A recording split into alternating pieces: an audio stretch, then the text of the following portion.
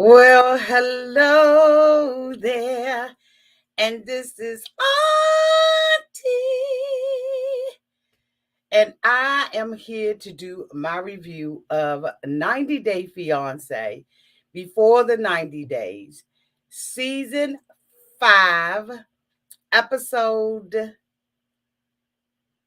16, 15. It's one of them. It's been so many of them. Unfinished business. Y'all, let's get into it. Shall we? Yes, we shall. Everybody needs a sweet old auntie. Everybody needs with a whoop whoop and a boop boop auntie boop. that everybody needs. You can make this up. Now you know that these are some crazy motherfuckers. Everybody needs a sweet old auntie. So why even bother? Aunties and lives, sweet old auntie. Aunties and ways. Are you okay? Are you okay? Well, hey, everybody, and welcome back. If this is your first time being here, please like, comment, and subscribe to my channel.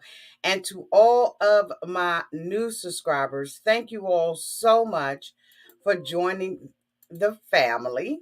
Hold on, y'all. I got a bunch of stuff that's going on over here. Okay, wait a minute. Hold on. I need to put my glasses on. If you have just joined this family, welcome. Thank you all so much for hitting that subscribe button. And to all of my nieces and my nephews and my members who have been here with me for the long haul, thank you all so much for your continued support. If I had to rate this episode of 90 Day Fiancé before the 90 days, season 5, episode whatever, unfinished business, I will rate this episode a C plus. I just cannot. I can't.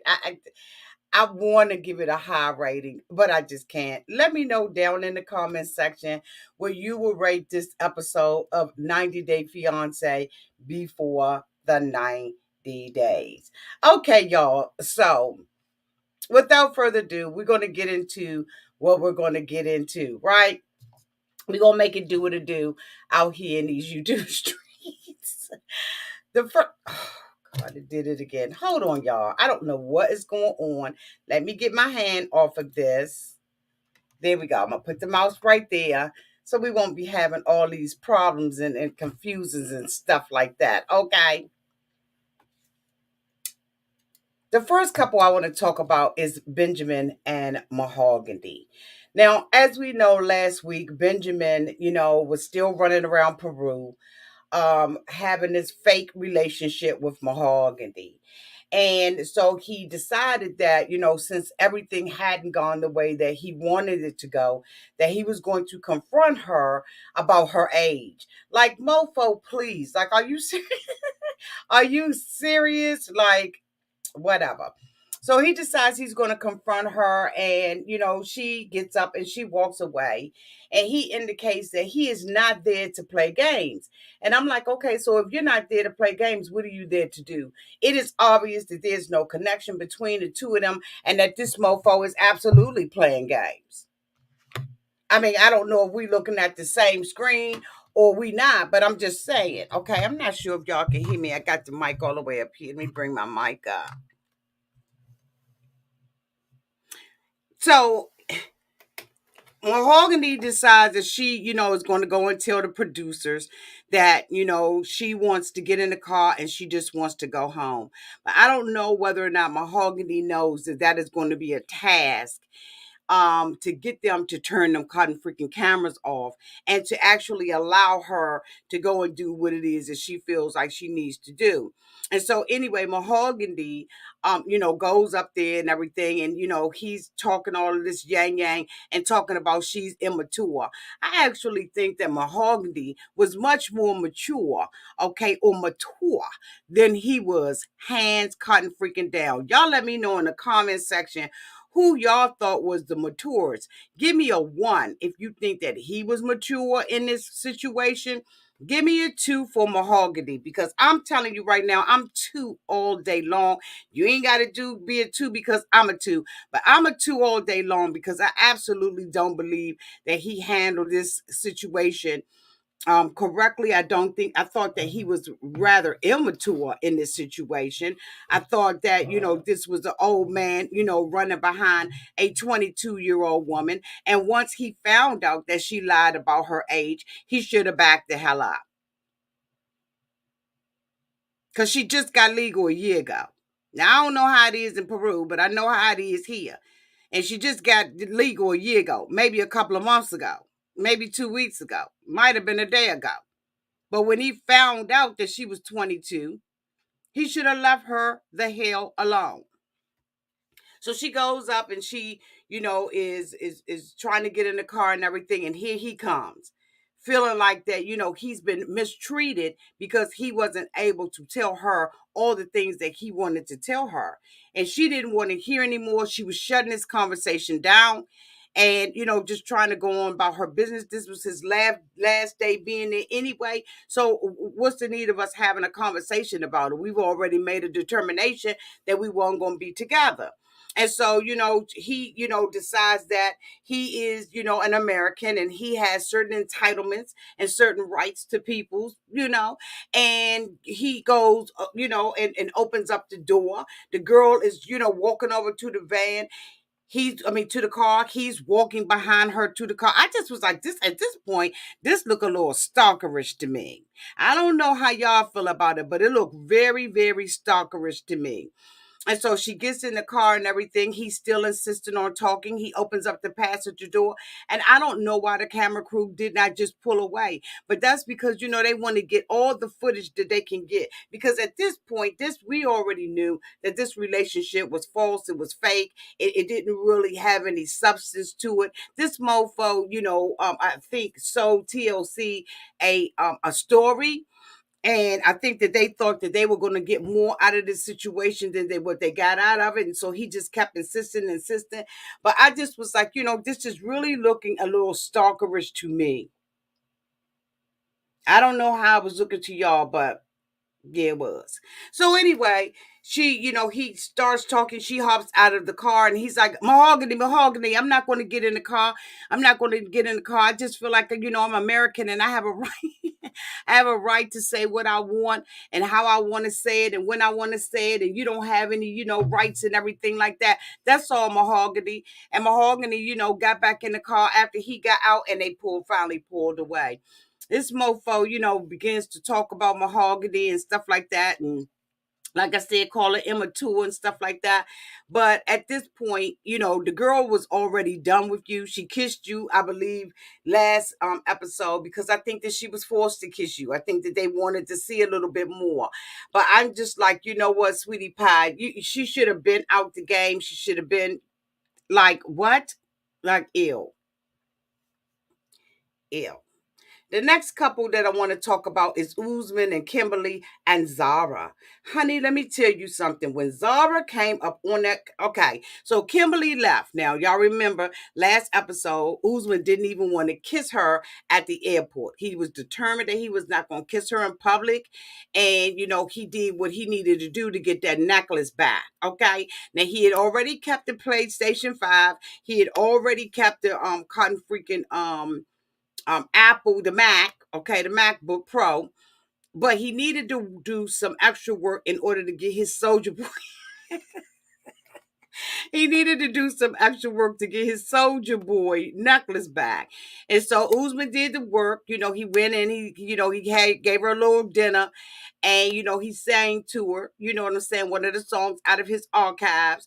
And she was satisfied with that, and he got the necklace back. So now we see Soldier Boy in the mirror, flossing and everything with the necklace on. He like Soldier Boy, Soldier Boy. You know what I'm saying? He didn't get everything he wanted to get out of Kimberly. And so, now he says that because of this relationship between him and Kimberly, that he needs to make sure that Zara is not in the picture, because if he's going to use anybody, it's going to be, one or the other. He just needs to see which one is going to benefit him the most in the end. Okay. Now, Zara probably ain't sent him a PS5 and a MacBook Pro. So, he says that he genuinely has feelings for her.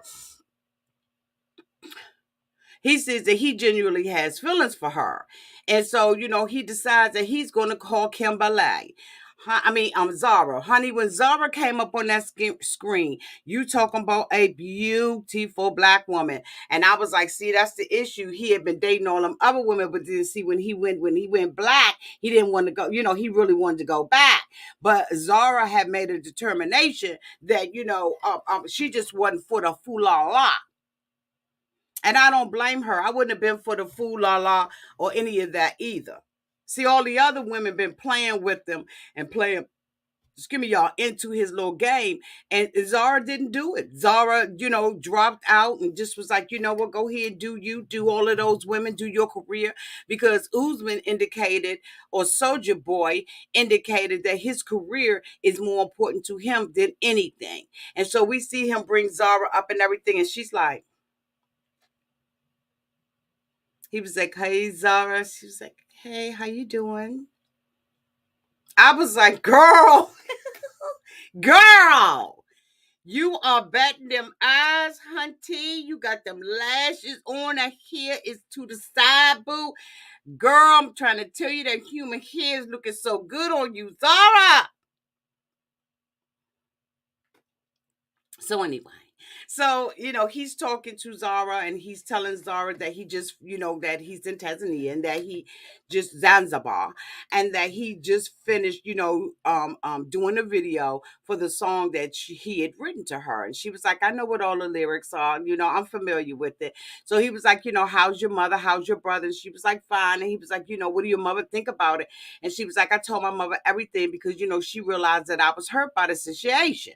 And so I was like, oh, okay. So, it seems like this relationship was just a little bit more than what Auntie thought, or what, Usman had been telling us. Because for the family to, for him to be familiar with the family and everything, he didn't talk to the cousins and all of them. Okay. And so she said she told her mother and everything. And he was like, look, if I can ask you, if in it, we was to give, I was to ask you how you feel. Do you miss me? And she was like, yeah, I miss you. So he's now trying to sweet talk her. So he tells her that she's the only woman that's ever had him thinking 9 to 5. She's the only woman that has had him, that's been on his mind, just running through his mind. Okay, she's made a great escape, but she's still running through his mind. She's the one that got away. And so anyway, she goes on to say that, he said, I really don't know whether or not you're going to give me fake love or whatever. And she was like, I don't have the ability to give you fake love. If I'm going to love you, I'm going to give you real love. Real love. Hey, I'm searching for that real love. Someone to set my heart free. Okay. That's the kind of, she's looking for and he's looking for. So they end up getting off the phone and everything. And, we'll see what happens with this relationship between the two of them. The next couple that I want to talk about is Memphis and Hamza. Memphis, it's the day for Memphis to go home. She has been married. She was a girlfriend, then a fiance, and then a wife, according to her shirt. He was a boyfriend, a fiance, and now he's a husband. And so they get up in the morning and everything, and it's time for her to go. And she pulls out, some little cheap five and dime dollar store lingerie and says, "Sexy time." I said, "Girl, if you don't step your game, girl, if you don't step your game up." But anyway, so she pulls that out and she says, "Sexy time." And he says, "No more sexy time. You're leaving."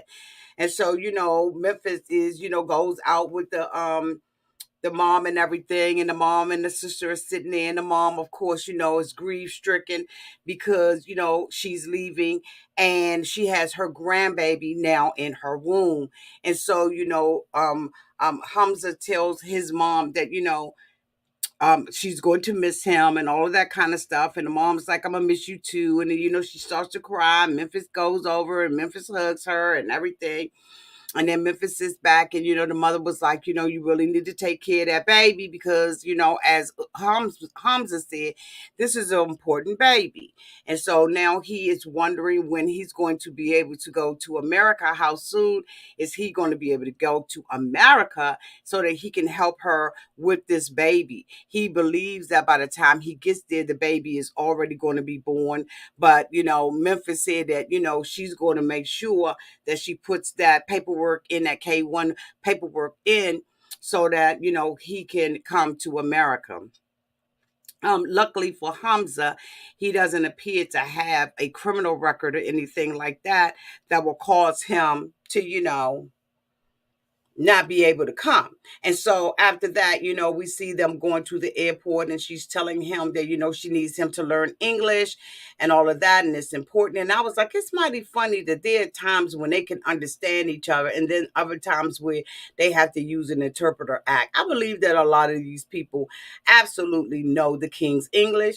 And I believe that a lot of them know, Spanish and all that kind of stuff, because it's just like the inconsistency of it all is what's bothering me. I just need them to be consistent. Either you're going to use the app or you're not. Now, for Auntie, I would have to use the app all the time. And so if I went somewhere else, I wouldn't be playing games because, bitch, I don't know any other language. Okay? Now, that's not to say that I did not get an A in Spanish, but I knew what I needed to know in order to pass the test. It's been years since I've been out of high school, so como está usted? Uno, dos, tres, cuatro, cinco, seis, siete, ocho, nueve, diez. I remember that. You know what I'm saying? Buenas noches, nachos and Doritos. Okay, anyway. So it's just like, please be consistent with these cotton freaking apps. So they get to the airport and everything, and it's crybaby city. They're crying and all this kind of stuff. And you can see that Hamza really loves Memphis. Now, this was the first time that I really believed it, right? I don't know about y'all. Let me know down in the comment section. But this was the first time that I really believed that he actually truly does love her. I didn't see it at first. But he said it's like he's a body without a heart, boo. I was like, God dang, he is feeling he is feeling that. She's crying and everything, and she says that she's going to be a single mother for a while, and that hopefully he'll be there. She said he's a good man. She got good kids. He comes from a good family. And she says that, God has blessed her. And I said, you know what, if you see it like that, boo, okay. If you like it, I love it. Okay. But anyway, the next couple I want to talk about is Gino and Jasmine. They're waking up on that good getting up morning. And she is, has taken a pillow from him.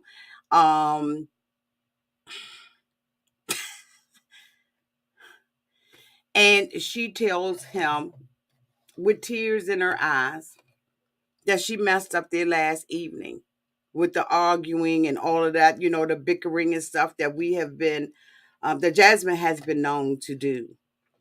That night she was fussing about, the previous night she was fussing about the fact that Gino's ex-wife still has his last name. Gino has become very intimidated. by her. He allows her to say what she wants to say to him whenever. But I'm going to tell you right now, I don't believe this persona that Gino is wanting us to believe. I believe that the moment he gets her here to America, that he gonna show his whole entire arch. I truly believe it. I don't believe that he is this man that he is trying to make Jasmine believe he is. I believe that he is Dr. Jekyll. I just don't know where Mr. Hyde is. Because I'm telling you right now, this mofo is off the hook. I'm just seeing it. I don't know if y'all seeing it, but I'm seeing it. So anyway, they cry on the bed and everything. And, he goes back to the airport and she tells him how much she loves him and all that kind of stuff. Last but not least is Mike and Jimena. As we all know, Jimena has asked Mike to leave the house. Mike has refused to leave the house because he says that he has records. He has records that he can show that proves that he pays the rent there. But you in a whole different. You can play with me if you want to. I will get a cotton freaking. Oh, couldn't have been me. I have watched Jimena, and you all have too. And I believe that Jimena know a whole bunch of goons. Mike, I'm telling you, the best thing you ever did was got your ass up out that woman's house. Because ain't no way in the world with all the people that Jimena has been dating that she ain't got no goons. Oh, she got her some goons. Oh, yeah. So, of course, we see, that the sister decided to, calm him down and to let him know that, it was best and that, so he comes downstairs. So Jimena goes downstairs and she goes to her mother. And she, gets in her mother's arm and she was like, he's so rude. So, she's hugging on the mother and everything. And the sister has come down after she's convinced Mike to get his ass out of there.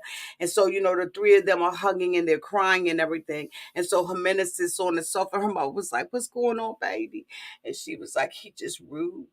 I want him to get up out of here. I don't want to have a relationship. I told him that he needed to leave and he just don't want to. So, of course, the mother's like, she's sitting there, the mother kind of conflicted. The mother is conflicted like a mutt, okay, because the mother is like, hold up, wait a minute, wait. Now, the mama said that she loved Mike like family.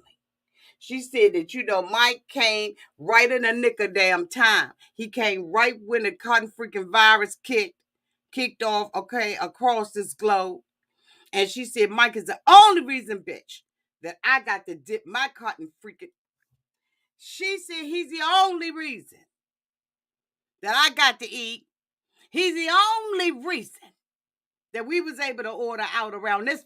He's the only reason why we got a roof up over our head. Mike is the only reason. Okay. He like family to me. That's how I ate up in this. Okay. I wouldn't have ate had it not been for Mike. So I just want to say thank you. I just want to say thank you. Okay. The mother said, I recognize from where's my help coming from. I look to Mike, not the hills. Okay. From where's coming my help. The mother's like, Jimena, I need you to second guess this. I need you to reconsider, okay? How we gonna eat? Now she'd already told the sister. Okay, she'd already told the sister, I got you, because I'm going back up on that site again. The sister said, okay, Joseph, all right, I'm good with that. But the mother hadn't gotten the memo. So Mike came downstairs and everything. He was like,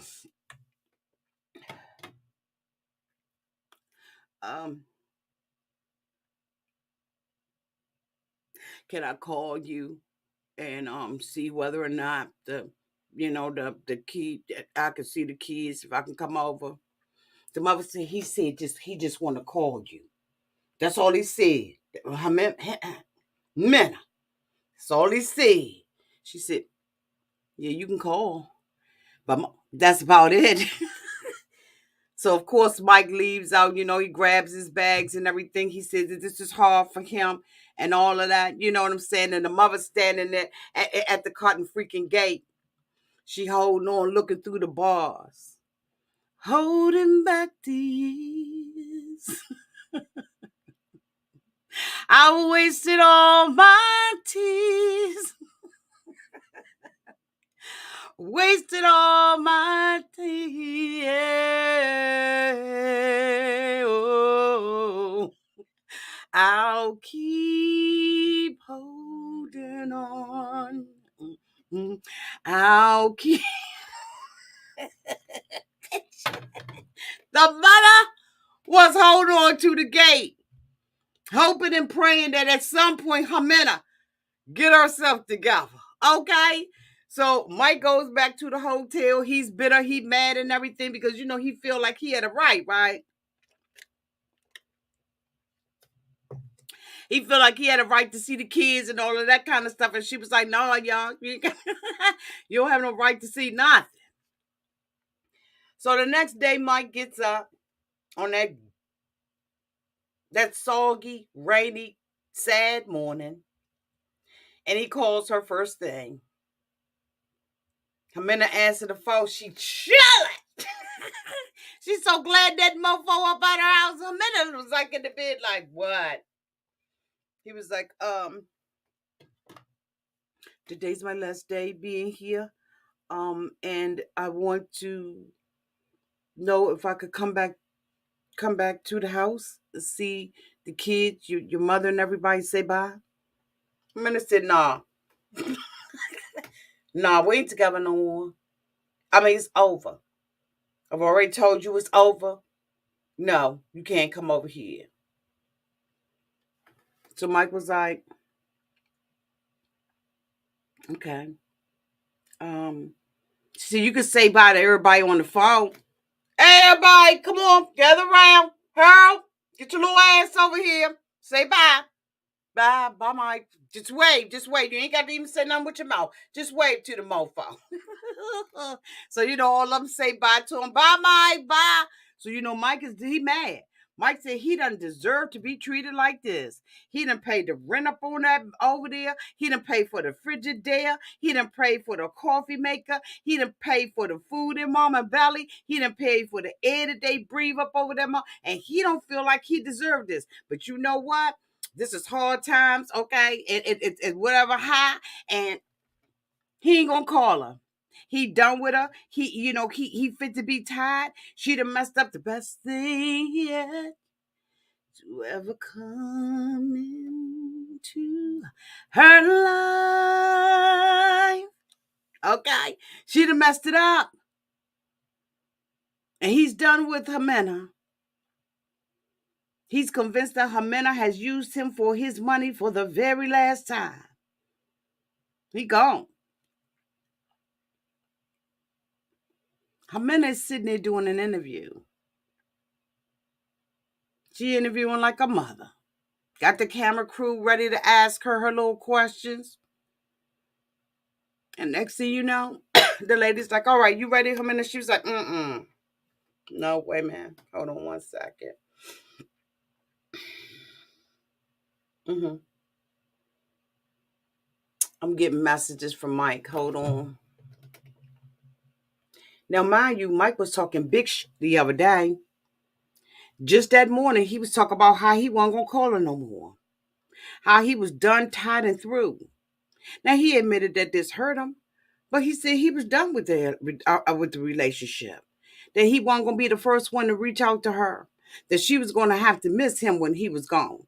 She lost a good thing, baby. Okay? Now, this is the bullshit that Mike was talking just a few minutes ago.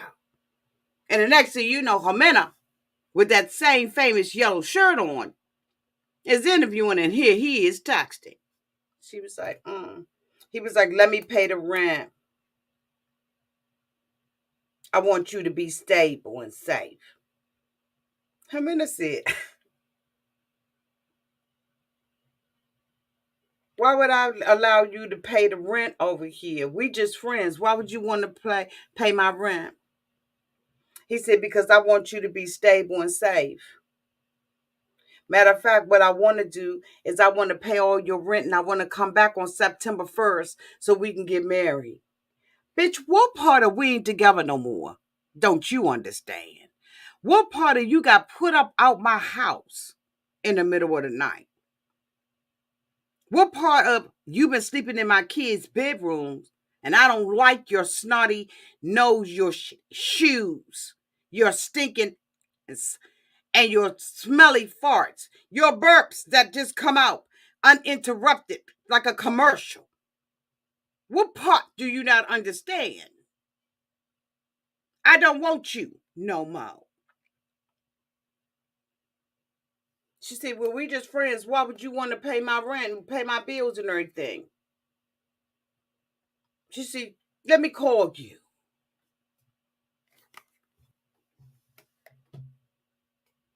Hey, Mike. So what's that you talking? What's that you talking? Yeah, I want to pay your bills and everything, and I want you to be safe. Before I came into your life, things was very, very hard. And then it was like, but why would you want to pay my bills like we're not together anymore? Like we just friends. I told you that it was over. And you called me stupid and all this kind of stuff, and you said that I was using you for the dineros. He said, I said that because I was mad and everything. She said, nah, mofo, you done said that repeatedly. Not even just to me, but to your friends in America too. You've been telling everybody that I've been using you for the money. She said, look like to me, you trying to buy me, mother. You trying to buy me. So Mike was like, I ain't trying to buy you. I just want to take care of you. Jimena was like, nah, young. I ain't going to accept none of your help. I don't want nothing from you. Keep it pushing, bitch. Keep it pushing. Told you I ain't like you. Ain't nothing about you that I like. But see, he gonna sit out there from the cotton freaking very beginning of the show. Him, his daddy, and his granddaddy. And they gonna sit out there and talk about she the one that was using him for the money. But we done found out everything has unraveled. That he's the one that just been straight giving her the money. How deceitful of him to do some bull crap like that. And then think that we going to be cool with it and that production ain't going to make sure that I'm glad that Jimena did what she did. Because we really got to see this mofo for who he really is. That's what we got to see. Oh, yes, we did. And I'm glad that we saw what we saw. Anyway, y'all, that was the end of this episode. Y'all, thank you all so much for being here tonight with me. I am hoping that after this tell-all, we'll never see these motherfuckers. But I understand that they are filming already with Mike, and I don't understand why. But it is what it is. In it, y'all. We win some and some we lose. Guess we gotta pick and choose with TLC. Whatever. So anyway, thank you all so much for being here. Thank you to everybody who super chatted. I don't have my glasses on, and so I did not get a chance to read them, but thank you so much. I'm hoping that my moderators were able to thank you all. I really do appreciate it. You don't have to give, but you do. Thank you all so much. Thank you to my moderators who always keep the chat nice and safe for everybody to be able to, speak their speech and say what they got to say. Okay? I love you all to pieces. And until next time, y'all, take care, be good, be safe.